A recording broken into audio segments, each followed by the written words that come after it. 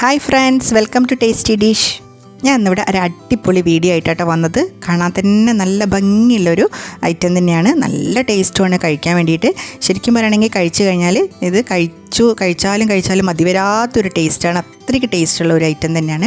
അപ്പോൾ നിങ്ങളെല്ലാവരും ഇത് ട്രൈ ചെയ്ത് നോക്കണം. നമ്മളെ വീട്ടിൽ കുറച്ച് സാധനങ്ങൾ മാത്രം മതി ഇത് ഉണ്ടാക്കാൻ വേണ്ടിയിട്ട്. പക്ഷെ അത്രയ്ക്ക് ടേസ്റ്റ്, കുട്ടികൾക്കും വലിയവർക്കും ഒക്കെ ഒരുപോലെ ഇഷ്ടപ്പെടുന്ന ഒരു ഐറ്റം തന്നെയാണ്. സ്വീറ്റ് ഐറ്റമാണ് കേട്ടോ. അപ്പോൾ നമ്മൾ പായസമൊക്കെ ഇഷ്ടപ്പെടുന്നവർക്കും നമ്മൾ വൈകുന്നേരങ്ങൾക്കൊരു മധുരം കഴിക്കണം എന്ന് ആഗ്രഹമുള്ളവർക്കൊക്കെ ഇതുണ്ടാക്കി നോക്കിയാൽ നല്ല ഇഷ്ടപ്പെടും. അപ്പോൾ നിങ്ങൾക്ക് എല്ലാവർക്കും ഇഷ്ടപ്പെടുന്നത് ഉറപ്പാണ്. അപ്പോൾ നമുക്ക് വീഡിയോയിലേക്ക് പോകാം. അതിനായിട്ട് 2 ബീറ്റ്റൂട്ടാണ് ഇവിടെ എടുത്തത് കേട്ടോ.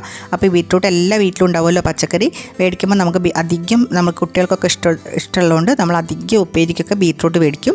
അപ്പോൾ എല്ലാ വീട്ടിലും ബീറ്റ്റൂട്ട് ഉണ്ടാവുമല്ലോ. അപ്പോൾ ബീറ്റ്റൂട്ടൊക്കെ ഒന്ന് നന്നാക്കിയിട്ട് ഒരു മീഡിയം സൈസിൽ 2 എണ്ണം ഞാനിവിടെ ക്ലീൻ ചെയ്ത് വെച്ചിട്ടുണ്ട്. ഇനി അത് നന്നായിട്ടൊന്ന് ഗ്രേറ്റ് ചെയ്തെടുക്കണം. ഞാൻ ഒരു പ്ലേറ്റിൽ ഗ്രേറ്റ് ചെയ്ത് വെച്ചിട്ടുണ്ട്. അപ്പോൾ ഇത് എടുത്ത് കഴിഞ്ഞാൽ ക്വാണ്ടിറ്റി വളരെ കുറവായിരിക്കും ഉണ്ടാകുക. അപ്പം നമ്മൾ ക്വാണ്ടിറ്റിക്ക് അനുസരിച്ച് കൂട്ടുകയോ കുറയ്ക്കുകയൊക്കെ ചെയ്യാം കേട്ടോ. കുറയ്ക്കണ്ട, ഏതായാലും കൂട്ടിക്കോളൂ. കുറച്ചാൽ തീരെ തികയില്ല, അതുകൊണ്ടാണ് കൂട്ടിക്കോളാൻ പറഞ്ഞത്. എന്തായാലും നല്ല ടേസ്റ്റാണ്. അങ്ങനെ ഞാനിത് ഉണ്ടാക്കാൻ പോവുകയാണ്. ഒരു പാനിൽ അടുപ്പത്തേക്ക് വെച്ചിട്ട് കുറച്ച് നെയ്യാണ് ഒഴിച്ചു കൊടുത്തത്. ഒരു 2 സ്പൂണോളം നെയ്യ് ഇതിലേക്ക് ഒഴിച്ചു കൊടുത്തിട്ടുണ്ട്. ആദ്യം ഞാനിന്ന് ബീറ്റ്റൂട്ട് ഗ്രേറ്റ് ചെയ്ത് ഒന്നതിലേക്ക് വഴറ്റി കൊടുക്കുകയാണ്. അപ്പോൾ ബീറ്റ്റൂട്ടിൻ്റെ ആ പച്ച ടേസ്റ്റൊക്കെ പോയിട്ട് നല്ലൊരു നെയ്യിൻ്റെ ഫ്ലേവർ കിട്ടാൻ വേണ്ടിയിട്ടാണ് ഇതിലേക്ക് ഇട്ട് ഒന്ന് വഴറ്റി കൊടുക്കുന്നത്. അപ്പോൾ ഈ നിങ്ങൾ വിചാരിക്കും ബീറ്റ്റൂട്ടൊക്കെ ഉണ്ടാക്കി കഴിഞ്ഞാൽ ഒരു ജാതി ടേസ്റ്റ് ആയിരിക്കും എന്നൊക്കെ. പക്ഷെ വെറുതെ വിചാരിക്കുകയാണ്, നല്ല ടേസ്റ്റാണ്. ഈ ബീറ്റ്റൂട്ടിൻ്റെ അതേ ടേസ്റ്റ് ഒന്നുമല്ല വരുന്നത്. പച്ച ടേസ്റ്റൊക്കെ മാറിയിട്ട് അതിനാണ് പ്രത്യേകം നെയ്യ് ഒഴിച്ചിട്ട് നമ്മളൊന്ന് വഴറ്റി കൊടുക്കുന്നത്. അപ്പോൾ ആ നെയ്യിൻ്റെ ആ ഫ്ലേവറൊക്കെ ഇതിലേക്ക് നന്നായി പിടിച്ചിട്ട് ഒന്ന് നന്നായിട്ട് വരണം. അപ്പോൾ ആ വെള്ളമൊക്കെ ഒന്ന് വറ്റിയിട്ട് വന്നിട്ടുണ്ട്. ഇനി നമ്മൾ അതിലേക്ക് കുറച്ച് സാധനങ്ങളും കൂടി ആഡ് ചെയ്യാനുണ്ട് കേട്ടോ. അപ്പോൾ അതിലേക്ക് ആദ്യമായിട്ട് ഞാൻ 1 കപ്പ് നാളികേരപ്പാലാണ് ഇവിടെ എടുത്തത്. ഞാനിവിടെ ഒരു 1/2 മുറി നാളികേരം ചിരവി പാലെടുത്ത് വെച്ചതാണ്. അപ്പോൾ ഒരു 1/4 കപ്പ് നാളികേരം ഞാൻ മാറ്റി വെച്ചിട്ടുണ്ട്. 1 കപ്പ് ആദ്യം ഞാൻ ഒഴിച്ച് കൊടുത്തിട്ട് ഈ ബീറ്റ്റൂട്ട് ഒന്ന് വേവിച്ചെടുക്കണം. അപ്പോൾ വെന്ത് കഴിഞ്ഞിട്ടുണ്ടെങ്കിൽ ആ ബീറ്റ്റൂട്ടിൻ്റെ പാലിൻ്റെയൊക്കെ ടേസ്റ്റ് ഇതിലേക്ക് നന്നായി ഇറങ്ങി വരും. അതിൻ്റെ കൂടെ തന്നെ നമുക്ക് ആവശ്യത്തിന് മധുരം കൂടി ഇതിലേക്ക് ഇട്ട് കൊടുക്കുക. അപ്പോൾ മധുരം കൂടുതൽ വേണ്ടവർ മധുരം കൂടുതലിടുക, മധുരം കുറച്ചാണ് വേണ്ടവർ മധുരം കുറച്ചെടുക്കാം. അപ്പോൾ ഇവിടെ നന്നായിട്ട് ഞാൻ മധുരം ഇടുന്നുണ്ട്. അപ്പോൾ 4 സ്പൂണോളം മധുരം ഞാൻ ഇട്ട് കൊടുത്തിട്ടുണ്ട്. ഇനി വേണമെങ്കിൽ നമുക്ക് ഇടാം കേട്ടോ. അപ്പോൾ ഇപ്പം മധുരം തൽക്കാലം ഇത്ര ഇട്ടിട്ട് നമുക്കൊന്നത് വേവിച്ചെടുക്കണം. അപ്പോൾ വേവിക്കാൻ വേണ്ടിയിട്ട് ഞാൻ ഒരു അടപ്പ് വെച്ചിട്ട് ഒന്ന് അടച്ച് കൊടുത്തിട്ട് ഒരു 10-15 മിനിറ്റ് ഇതൊന്ന് അടച്ച് വെന്ത് വരട്ടെ കേട്ടോ. അപ്പോഴേക്ക് വെള്ളം മുഴുവനായിട്ട് വറ്റുമൊന്നുമില്ല, പക്ഷേ ഒരുവിധം നന്നായിട്ടൊന്ന് വെന്ത് കിട്ടും.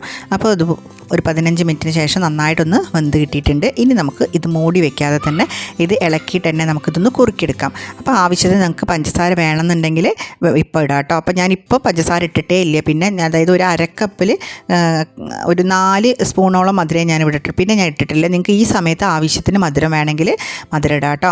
അപ്പോൾ മധുരമൊന്നും വേണ്ട. അപ്പോൾ ആ വെള്ളം മുഴുവൻ നാളികേരപ്പാലിൻ്റെ വെള്ളം മുഴുവൻ ഞാൻ വറ്റിച്ചെടുത്തിട്ടുണ്ട്. ഇനി നമുക്ക് വേണ്ടത് അണ്ടിപ്പരിപ്പാണ്. അണ്ടിപ്പരിപ്പ് ചെറുതാക്കി നുറുക്കിയത് ഇതിലേക്ക് ഇട്ട് കൊടുത്തിട്ടുണ്ട്. നിങ്ങൾക്ക് ആവശ്യമുള്ള നട്ട്സ് ഇതിലേക്ക് ഇടാം. ഏതൊക്കെ ഇഷ്ടമാണോ അതൊക്കെ നമ്മളെ കയ്യിൽ എന്താ നട്ട്സ് ഉള്ളത്. ഇനി ഒന്നുമില്ലെങ്കിൽ നമുക്ക് കടല ഉണ്ടാവുമല്ലോ വീട്ടിൽ, നിലക്കടല, അത് പൊടിച്ച് ഇട്ട് കൊടുത്താലും മതി. ഞാനിവിടെ പിസ്തയും സാധാരണ അണ്ടിപ്പരിപ്പും ഇട്ട് കൊടുത്തിട്ടുണ്ട്. പിന്നെ കുറച്ച് ഉണക്കമുന്തിരിയാണ്. അത് ഞാനൊന്ന് വെള്ളത്തിലിട്ട് കഴുകി ഒന്ന് കുതിർത്ത് വെച്ചതാണ് കേട്ടോ. അതും കൂടി ഞാൻ ഇട്ട് കൊടുത്തിട്ടുണ്ട്. അപ്പം മുന്തിരിയൊക്കെ നമുക്ക് വേണമെങ്കിൽ മാത്രം ഇട്ട് കൊടുത്താൽ മതി. മുന്തിരി ഇഷ്ടമല്ലാത്തവർക്ക് മുന്തിരി ഒഴിവാക്കാം കേട്ടോ. അപ്പോൾ ഇതൊക്കെ നമ്മളെ ഇഷ്ടത്തിന് എന്ത് വേണമെങ്കിൽ നട്ട്സ് ഇടുക. ഇനി ഒരു നട്ട്സ് ഇട്ടില്ലെങ്കിലും കുഴപ്പമൊന്നുമില്ല. അതും കൂടി ഇതിലിട്ടിട്ട് 2 മിനിറ്റ് ഒന്ന് ഇളക്കിയെടുക്കുകയാണ്. ഇളക്കി കഴിഞ്ഞിട്ട് ഇനി നമുക്ക് കുറച്ചും കൂടി സാധനം ഇതിലേക്ക് അടുത്തത് ഒഴിക്കാനുണ്ട്. അപ്പോൾ ഇത് 2 മിനിറ്റ് ഒന്ന് ആ ചൂട്ടിൽ കിടന്നിട്ട് ആ നെയ്യിലൊക്കെ കിടന്നിട്ട് നന്നായിട്ടൊന്ന് വഴറ്റി വരട്ടെ.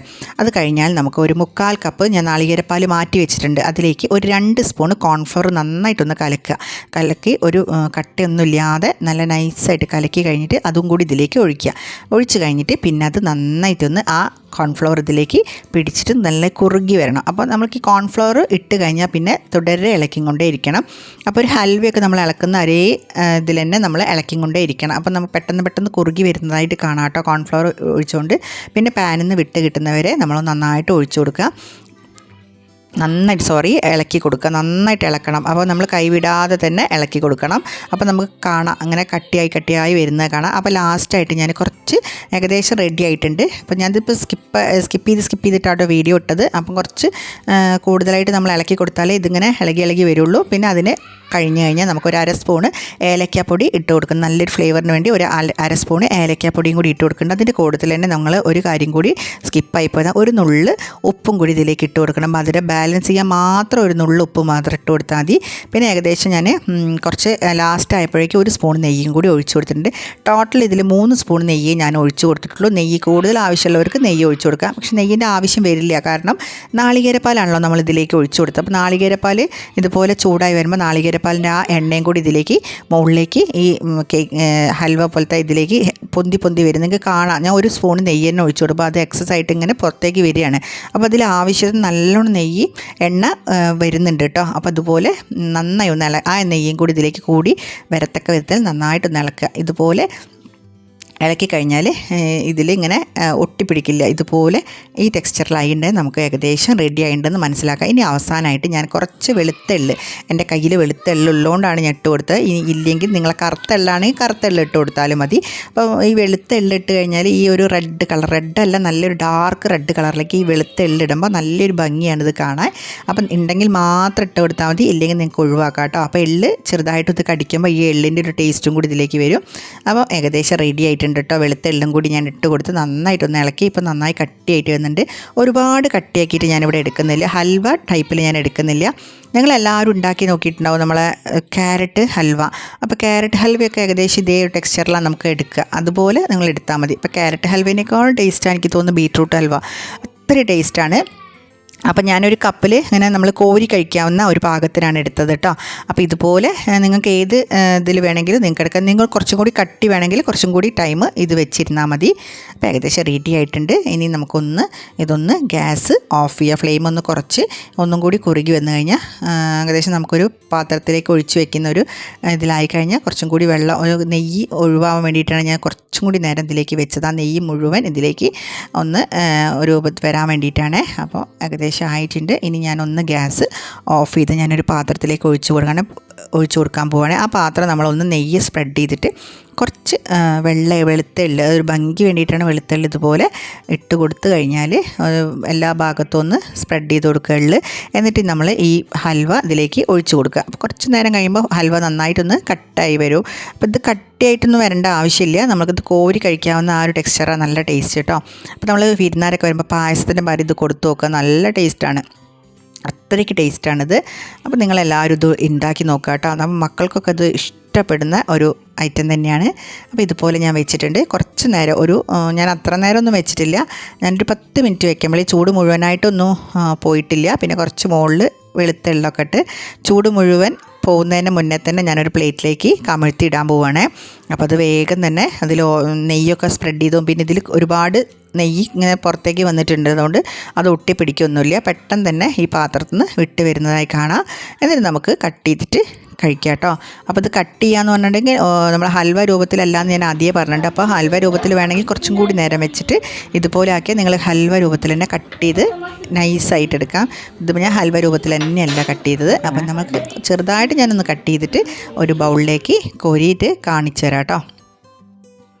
ഇതുപോലെ ഒന്ന് കട്ട് ചെയ്തിട്ട് കണ്ടോ, ഇത് ഹൽവ രൂപത്തിലൊന്നും വെക്കാത്തതുകൊണ്ടാണ് ഇത്ര ലൂസായത്. നിങ്ങൾക്ക് കട്ട് ചെയ്തിട്ട് വേണമെങ്കിൽ എടുക്കുക. ഇതൊന്ന് ഫ്രിഡ്ജിലേക്ക് തണുപ്പിച്ച് വെച്ചാൽ അടിപൊളിയാവും. ഞാൻ ഫ്രിഡ്ജിലൊന്നും വെച്ചിട്ടില്ല, പക്ഷേ എനിക്ക് ഫ്രിഡ്ജിലൊന്നും വെക്കാൻ ഇതില്ല കേട്ടോ. അപ്പോഴേക്ക് തീർന്നു, ഇവിടെ ഫുള്ള് കഴിഞ്ഞു. അപ്പോൾ ഇത് ഒന്ന് ഫ്രിഡ്ജിൽ വെച്ച് തണുപ്പിച്ചാൽ നല്ല ടേസ്റ്റാണ്. അപ്പോൾ ഇതുപോലെ ഒരു പാത്രത്തിലേക്ക് ഇട്ടിട്ട് കഴിക്കുക കേട്ടോ.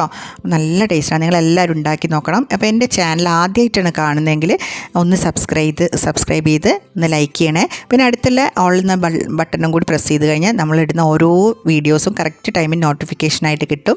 അപ്പോൾ അടിപൊളി ഐറ്റം ഞാൻ എൻ്റെ വീഡിയോയിൽ ഒരുപാട് ഞാൻ അപ്ലോഡ് ചെയ്തിട്ടുണ്ട്. അപ്പോൾ അതെല്ലാം ഒന്ന് കയറി കാണുക. അടുത്ത വീഡിയോയിൽ അടിപൊളി ഒരു ഐറ്റമായിട്ട് ഞാൻ വരുന്നതാണ്. അതുപോലെ നമ്മൾ ഉണ്ടാക്കി നോക്കിയിട്ട് എല്ലാവരും ഒന്ന് കമൻറ്റ് ചെയ്യണം കേട്ടോ. അടിപൊളി ടേസ്റ്റാണ്. എല്ലാവരും കമൻറ്റ് ചെയ്യണം, ലൈക്ക് ചെയ്യണം. ഇന്ന് എല്ലാവർക്കും ഫാമിലീസിനൊക്കെ ഒന്ന് ഷെയർ ചെയ്ത് കൊടുക്കുക കേട്ടോ. അപ്പോൾ അടുത്ത വീഡിയോയിൽ കാണുന്നവരെ താങ്ക് യു.